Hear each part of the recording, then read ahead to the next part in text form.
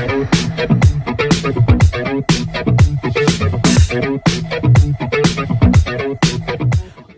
are 1 week away from the biggest WrestleMania in history. 1 week away from Philly, 1 week away from WrestleMania 40, 1 week away from the biggest tag team match in WrestleMania history, 1 week away from Cody getting his shot again at finishing the story, 1 week away from Jimmy versus Jay, Bayley versus Io Sky, Rhea versus Becky. Very close. We're very close. So there's only one subject matter we can discuss on Stupendous Saturday today, and that is WrestleMania. And I'm going to talk through my WrestleMania top moments, and the best moments that I've experienced. And I'm not sure how long this is going to go on for, because my first WrestleMania was WrestleMania VI. So that is, for those of you good at maths, 34 WrestleManias that I have watched. Or experienced. I've watched them all, obviously, but as they happened or close to being live. So I'm going to start with WrestleMania 6, because this was the first WrestleMania that I saw, and the moment from WrestleMania 6 for me is the ultimate challenge. As much as myself and others do not like that man, Hulk Hogan vs. Ultimate Warrior was huge, or felt huge to me at sort of age of 9, seeing the Intercontinental Champion go against the WWE Champion, two huge baby faces, two good guys going against each other in the main event. It felt as big as anything at that age, and even now I look back, it was a huge match. Big shock when Warrior won, big relief or joy when Warrior won, because I definitely was not a Hogan fan even then, and Hogan always won. I'd never seen Hogan lose clean. I don't know if many people had seen Hulk Hogan lose clean before that, but he did. Ultimate Warrior won, so that definitely is up there with the moments for me. I don't know how, like I said, I don't know how long this is going on for, and I don't know how many moments I'm going to come up with. I'm just doing this off the top of my head, but yeah, definitely Ultimate Warrior Hulk Hogan was my first WrestleMania moment, and it definitely felt that way. I guess WrestleMania 7 match that stands out for me was the retirement match, which obviously, as with a lot of wrestling, it wasn't a retirement match. So that was Ultimate Warrior and Randy Savage. I remember Randy Savage dropping 5 big elbows, and Ultimate Warrior still kicking out, and then I think he did something like 5 gorilla presses or splashes or whatever it was, and then winning. I'm not sure it was a particularly great match, but it felt, again, at a young age, like a big thing that Randy Savage was having to retire. But move on to WrestleMania 8, and Randy Savage was back, and in fact he won the WWF at the time championship from Ric Flair, which I can remember. I remember Ric Flair being bloodied, but that was a really good match. And the other really good match for me, WrestleMania 8, was Roddy Piper versus Bret Hart. Again, if you've never seen that, check that out. It's a really good one to watch. Classic wrestling match, Bret and Roddy Piper. Really smart, clever ending, which has been done a few times since, and probably was done a few times before, but that I can remember. It's been done a few times, but good ending. Good the way that the pinfall is completed in that match. WrestleMania 9, let's never ever speak of WrestleMania 9, because I think it's probably the worst WrestleMania. It was one of the worst ones. I mean, yeah, then that ending with Hogan and Yokozuna and Bret Hart should be consigned to nothingness. WrestleMania 10 for me, one of my favourite matches, the ladder match, the first ladder match between Shawn Michaels and Razor Ramon.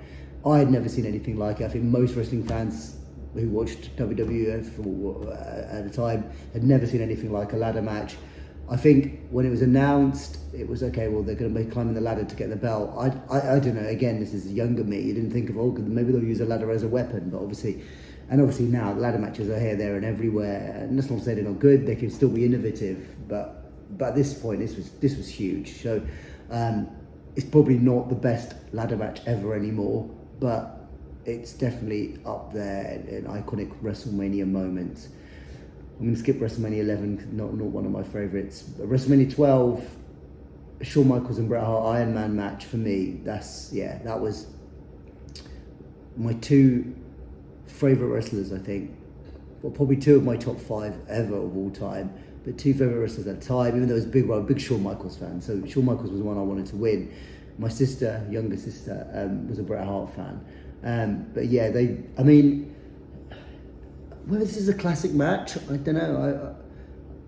It'd be good to get people who've seen its opinion, or people who watch it at the time, because it's an hour. There's no pinfalls in an hour. It goes into extra time, overtime as they call it. And then Shawn Michaels hits 2 sweet chin musics and wins, and actually tells Bret to get that F out of the ring. You can lip read. I can't lip read me because I'm saying the wrong words.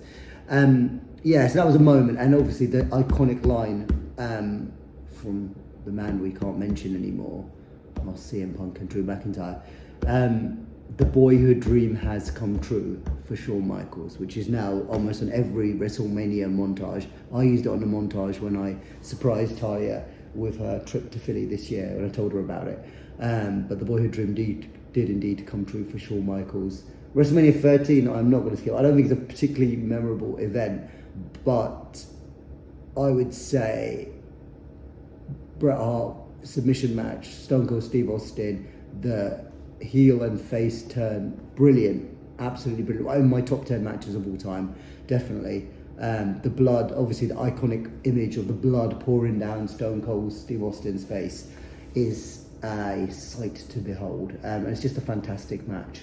Interesting fact about it, the interesting thing I remember about this match, I think it was in the Times, but I remember reading a newspaper it might have been the Monday morning, or maybe it was a Tuesday morning because it was late on the Sunday night, and it was in the sports section, and there was this guy, I don't know who he is, but he wrote a press thing, and he wrote a review of wrestling, which was mad, because wrestling doesn't feature in the newspaper, especially in those, it doesn't feature in any UK newspapers, or didn't, and he wrote, but he absolutely tore that match to shreds. I wonder if you can, I don't know, if anyone's out there is smart and can find it. It's in London, like the Times, it was in broadsheet, and he just said it was like the most hilarious thing. But that was very much, and it still is to some people in the UK, the view of wrestling, the snobbish view of wrestling.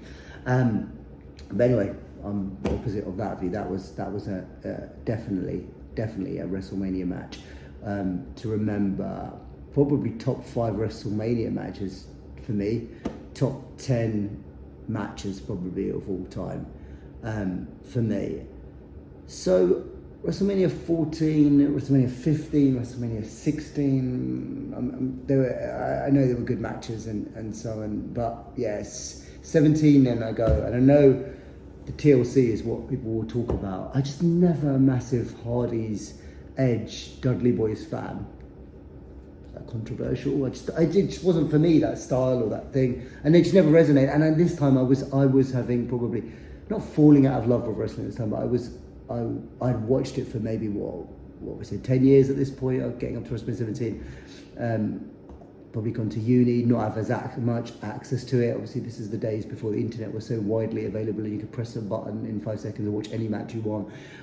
So I was probably that. But for me, WrestleMania 17, the main event, Texas, Stone Cold and The Rock, epic match.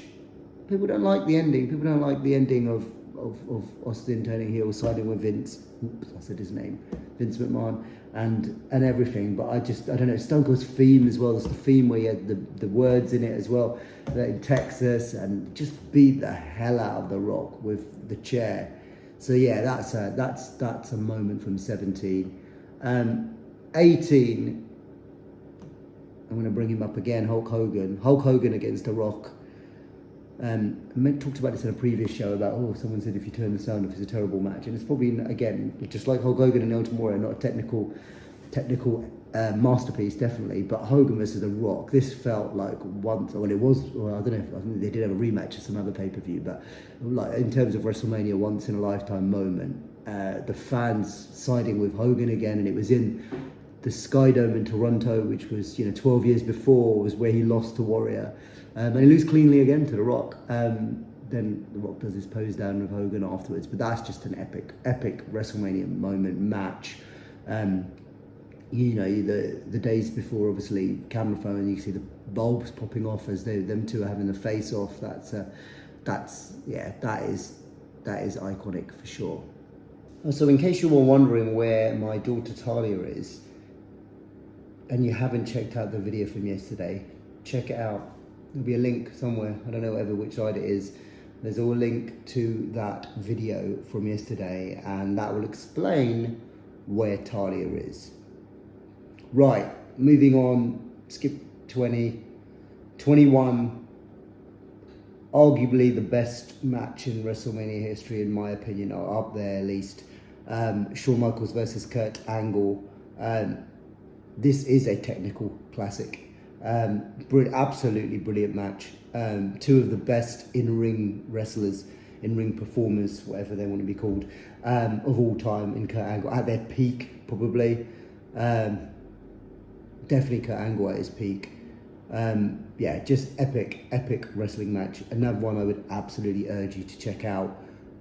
Shawn Michaels versus Kurt Angle. Now 22 is an interesting one, because 22, around the time, or I don't know, a few months before, 6 months before, I was at where I was working, ended up somehow having a conversation with someone about wrestling, which sometimes, as you know, as wrestling fans, can be rare. Sometimes you got your friends who like wrestling, you got your friends who don't like wrestling, and sometimes it just comes up randomly, and it turns out that these hidden wrestling fans there. Ended up having a conversation with a couple of friends at work.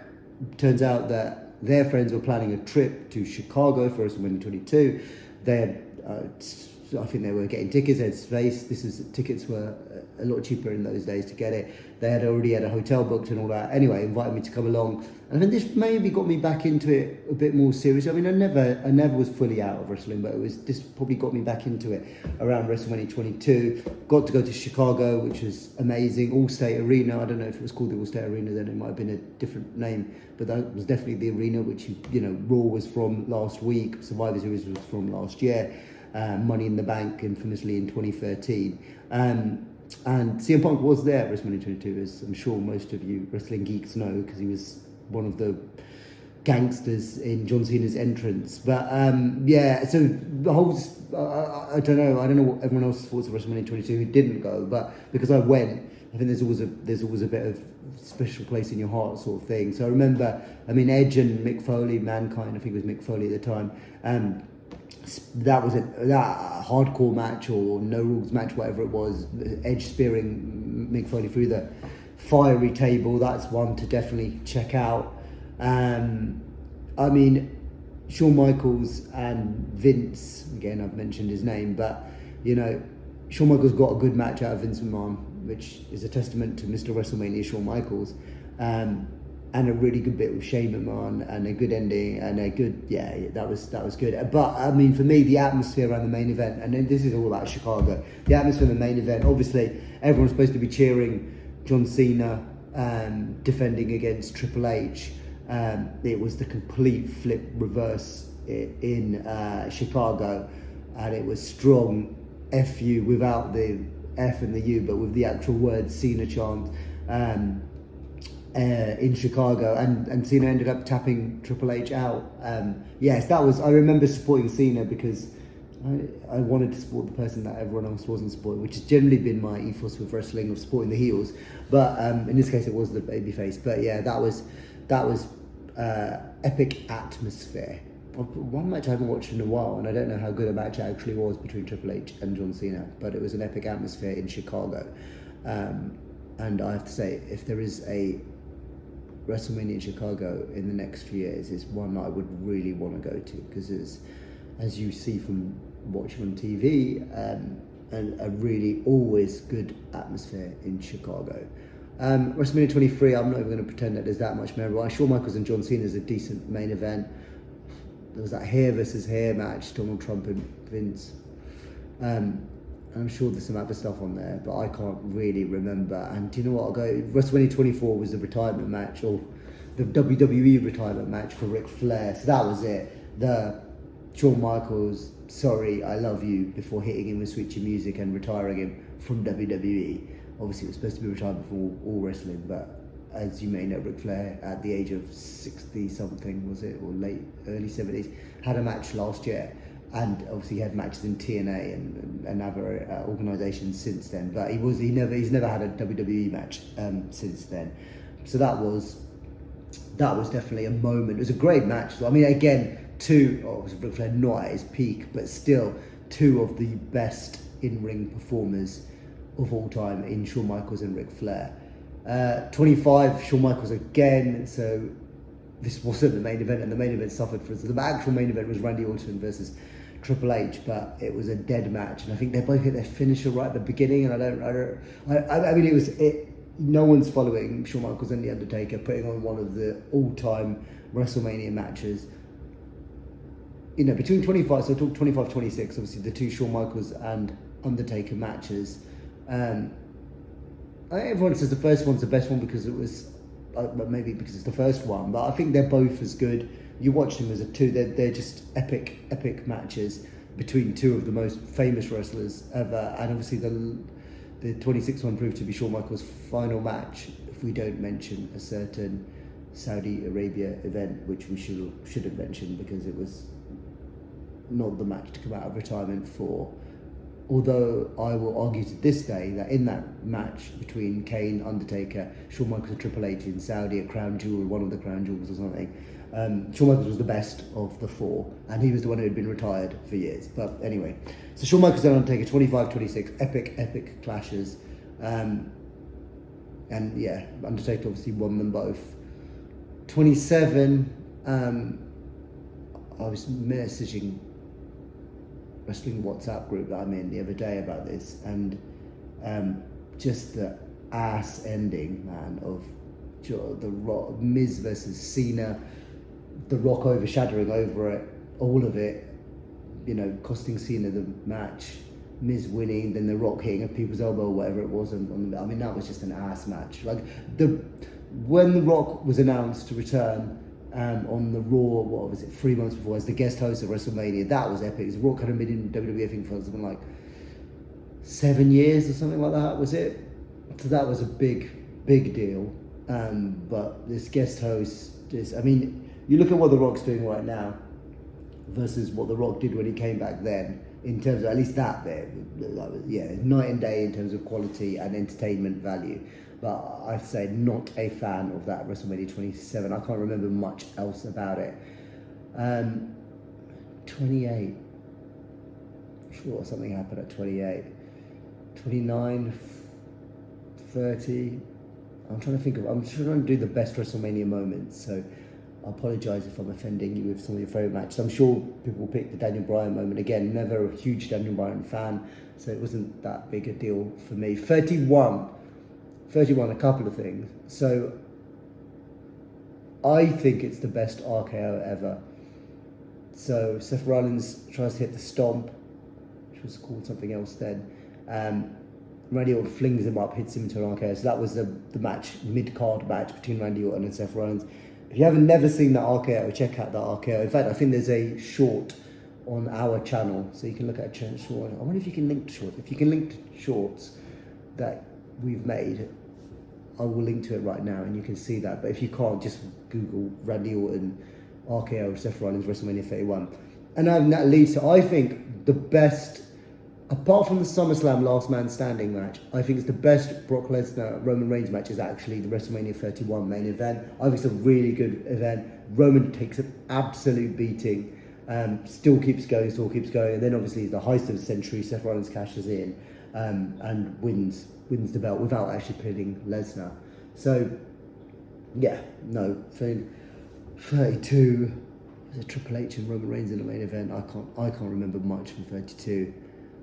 33, oh my god, it's the Undertaker versus Roman Reigns, and this is no fault of Roman Reigns, that was not good. So two not great main events. I guess the things around 32, 33 is women were getting on the card, so like Charlotte, Sasha, Becky, etc., Bayley were getting on the card in more serious matches, and I can't actually remember which one it was just the women's, is it 33 or 34 where they announced it's not the Divas title anymore, it's the women's title, and it does. That's I think a very epic moment in terms of credibility of women's wrestling and making women's wrestling serious and entertaining and good and quality, and not about TNA like WWE's women division used to be for years.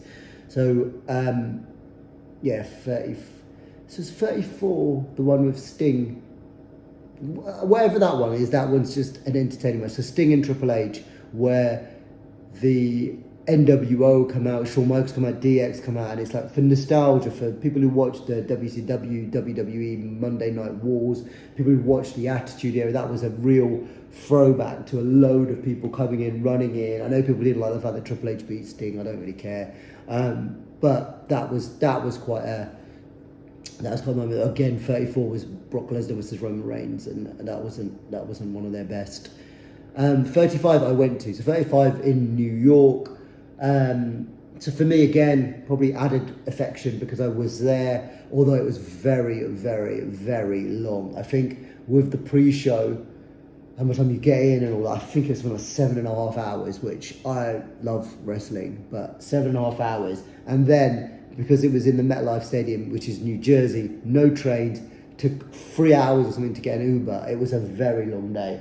So by the end of it, and this is why, if you go to the main event, which is obviously a big epic moment, first women's main event, Ronda, Becky, Charlotte, Damn the Man, Screw the Woo, that main event, great build up, and I think it's a good match. Obviously, the right winner, Becky won, epic, rise from Becky for that previous 6 to 9 months as she got in there. But the crowd are tired for that match, and I can vouch for that. The crowd were very tired, and that's unfortunate because there was stuff in there that could have been cut out. I mean, Triple H and Batista, I wanted to see it because I wanted to see Batista's last match. I wanted to see Batista wrestle again, but that wasn't good. And there was some other drivel, I'm sure, on the show that I can't really remember even though I was there. The best moment of that WrestleMania, though, was Kofi Mania. That was epic. Daniel Bryan, Kofi, great match.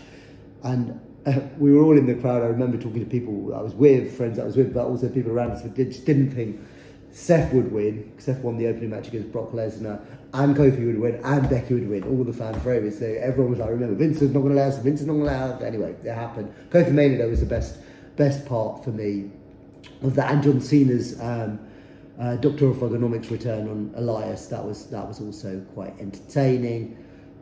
36 was the pandemic WrestleMania. I mean, WWE put on, I know they filmed it in advance, they did weekly shows, no audience at the time, they didn't even have the Thunderdome, at that point. But fair play, I have to give credit to WWE for keeping a weekly show on, keeping pay-per-views on, and it was something. And you go back to April 2022, there was nothing new. There was all you could watch was repeats.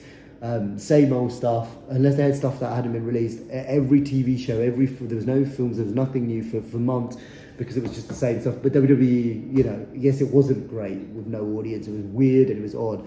But what I would say, they're two cinematic matches, which I'm glad they haven't done more of these because they were for a moment in time. But the Boneyard match between AJ Styles and Undertaker was entertaining, and then the Firefly Funhouse was I think easily the best match of that WrestleMania. That was a weird trip into John Cena and Bray Wyatt's head. I think that was good. 36, 37 was the first event with a live crowd in a year or something like that, whatever it was, post COVID, and it wasn't a full live crowd, but it was that was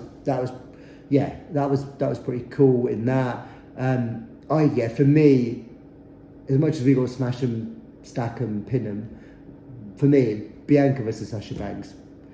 Two women main eventing for only the second time after 35, but two black women, just two of the best wrestlers as well, and that was just an epic moment. The moment for me is when they're there and you can see Bianca welling up, Sasha's welling up, Bianca in particular. That moment, great match. Bianca won, and that's definitely a moment for me. 38. Very fortunate enough to go to Texas. This is a great WrestleMania. WrestleMania 38, particularly night one, great WrestleMania. Watch it from the beginning. Everything from the Dallas Cowboy cheerleaders, Pat McAfee, all of that stuff. It was again a great AT&T Stadium. So I went the year after as well to 39, which is SoFi. I don't know which one's better. They're two epic stadiums, probably just SoFi. The AT&T Stadium, amazing place. Managed to get tickets at a really cheap Airbnb, like 10 minutes walk from the stadium. So it's a really good trip to WrestleMania. Yeah, night one, I think you have a run which is as good, or a run of two matches which is as good as two matches in a row at any WrestleMania. So you have Bianca versus Becky Lynch. That is until the year after, maybe in Rhea and Charlotte, the best women's match at WrestleMania. And then I think it may get taken over, or they're as good as each other. It's so good. And then you go to Seth versus a mystery opponent, which is Cody Rhodes. Crowd goes crazy, or not as crazy as they go for him now and have done in the last 2 years. But it was an epic moment. Cody coming back, full entrance that he's had in the other AEW and other places as well. So it was that American Nightmare Cody Rhodes. It wasn't Stardust, but he obviously did that Stardust thing.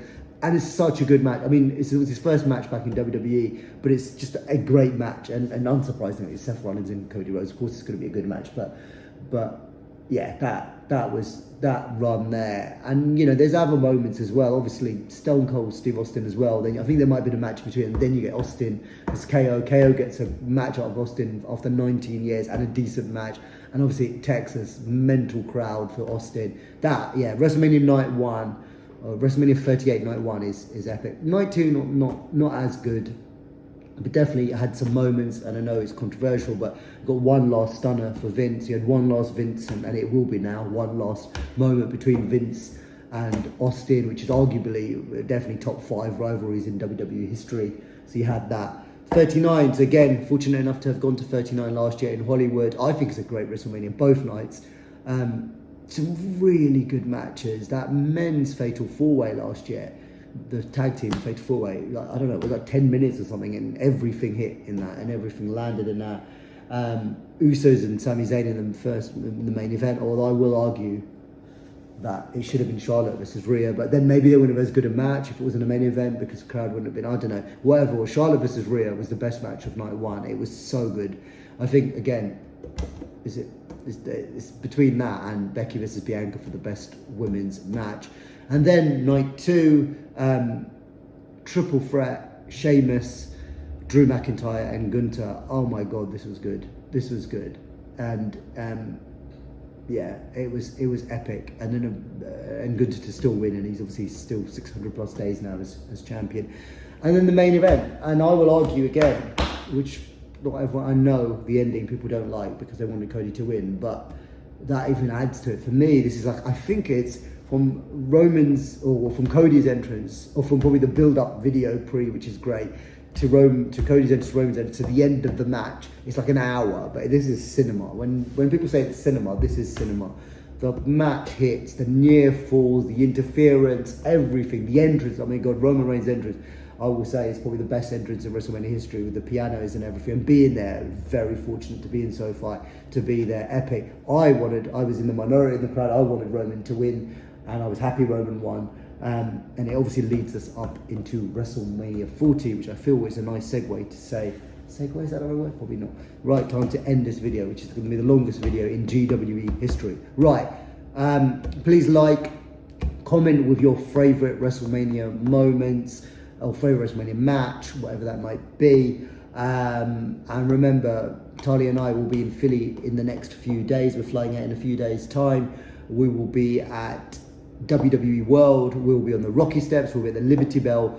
Obviously, we'll be at WrestleMania Night 1 and WrestleMania Night 2, and maybe some other bits and pieces. We'll try and go live, so make sure you've got your notifications on for live video. I think that happens automatically, I don't know. But we will go live at some point, at least once or twice while we're in Philly.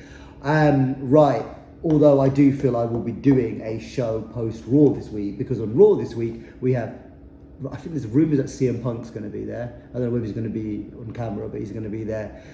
Seth, Drew, Jey Uso, or Gunther, all of the other people, but then obviously you've got Cody, you've got Roman Reigns, and you've got The Rock. So I expect an explosive Monday Night Raw. I'm not sure we'll top the last Monday Night Raw because that was epic. Oh, and just one last thing. Jade Cargill is a star.